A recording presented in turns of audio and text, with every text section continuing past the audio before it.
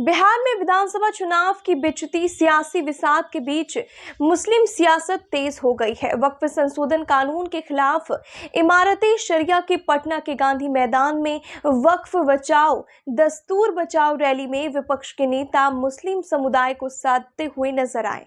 अब 2 दिन के बाद सोमवार को बीजेपी ने पसमानदा मिलन समारोह कर बड़ा सियासी दांव चला है।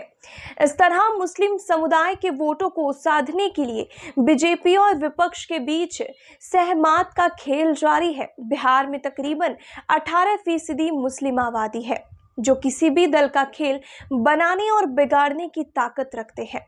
राज्य की कुल 243 विधानसभा सीटों में से करीब 48 सीटें ऐसी हैं जहां मुस्लिम वोट हार जीत तय करते हैं।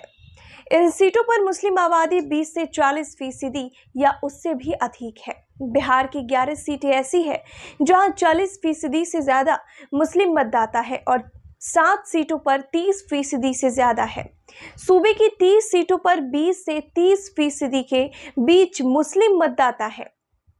इन्हीं मुस्लिम वोटों को साधने में बीजेपी और विपक्ष गठबंधन जुटे हुए हैं।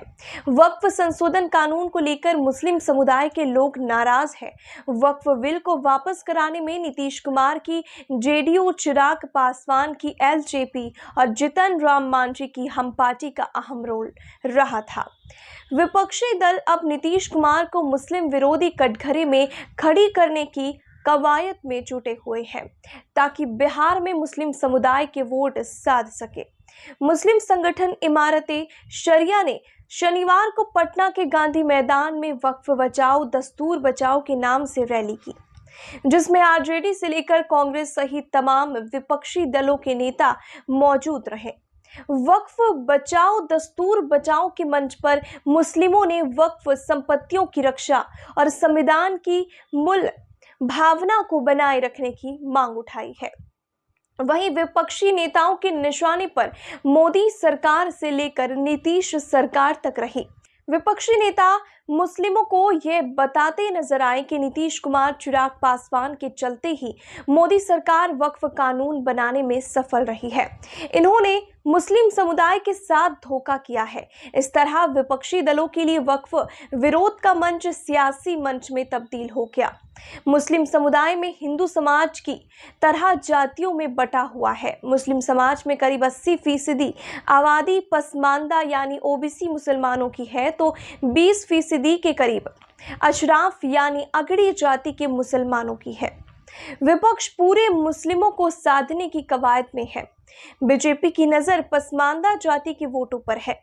बीजेपी पसमानदा मुसलमानों यानी पिछड़े मुसलमानों को लुभाने के लिए पसमानदा मिलन समारोह किया, तो विपक्ष वक्फ कानून का विरोध करके सियासी संदेश देने में जुटा है।